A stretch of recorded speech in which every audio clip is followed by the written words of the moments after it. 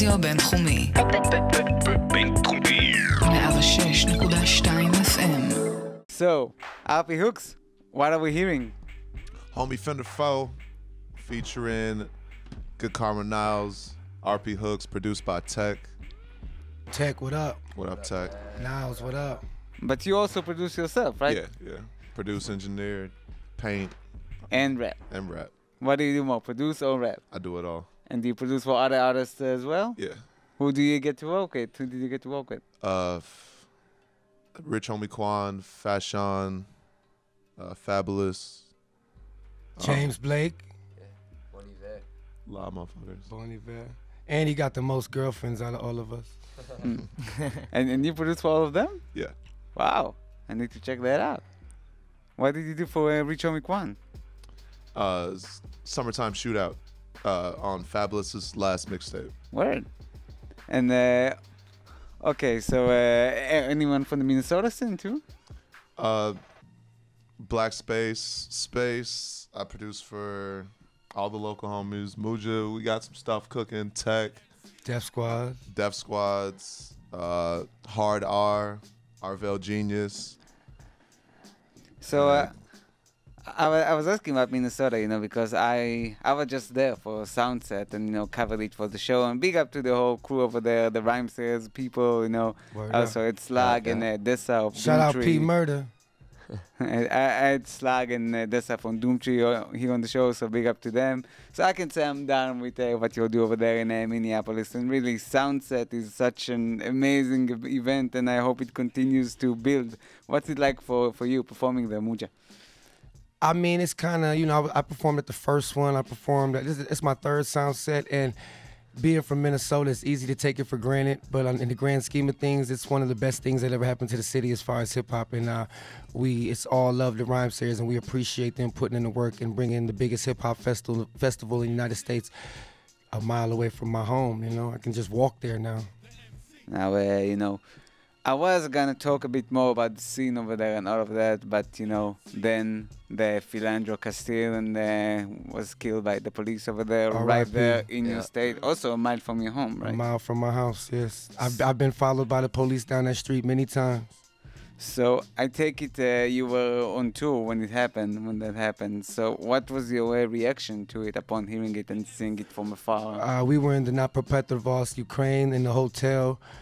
We were in the hallway. It was we were 8 hours ahead there. I think, what time was it, Hooks? Like 6 in the morning. It was 6 in the morning, and I immediately just broke into tears. It hit me dead in the heart. I had no control over my emotions.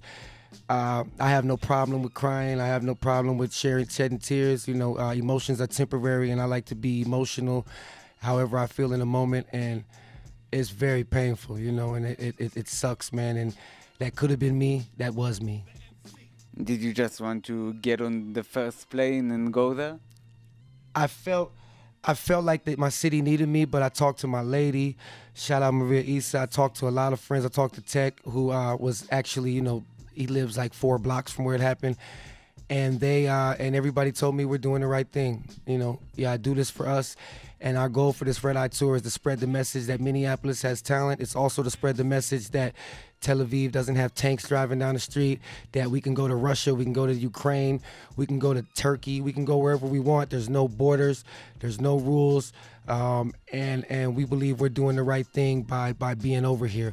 And I'm not even gonna lie, emotionally wise, I'm glad we're over here, because it's the same stuff back home all the time. Yeah, and the whole thing has been very heavy on my mind too. I cannot let go of it. I usually try not to talk too much politics on the show, especially regarding countries I'm not even a citizen of. Yes. But when I saw that, and when I saw that and Alton Sterling the day before, it was just too much. And well, we dealt with the Alton Sterling case, seeing him get shot 5 times in the head, and then Hooks, I laid on my bed, we were exhausted, and then he shows me the Philando Castile video, and it was devastating. And I don't watch, I used to watch World Star, I used to watch police shoot people, and I can't watch it no more. Yeah, it makes you numb.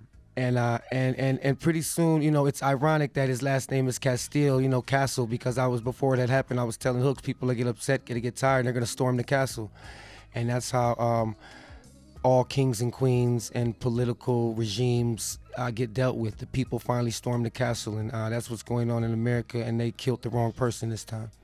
Yeah, and and from my privileged point of view, it's hard for me to feel what African Americans feel. But these days, thanks to smartphones, we get to actually see it.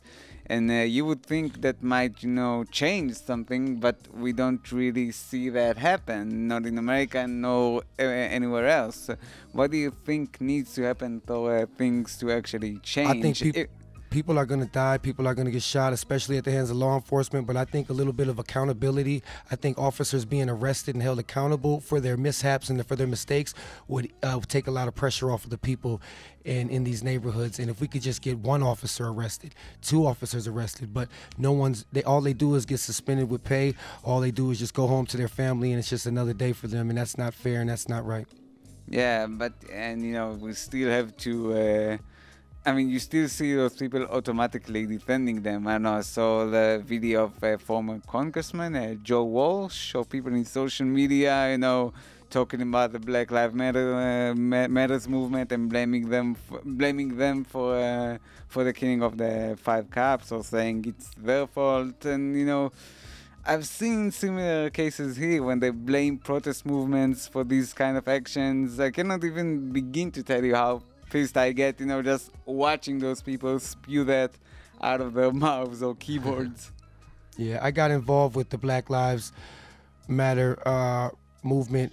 Shout out Misha Mary Jane back home doing it because the movement was basically ran by black women and white people, and I went out when they killed the young brother over north. We went out and.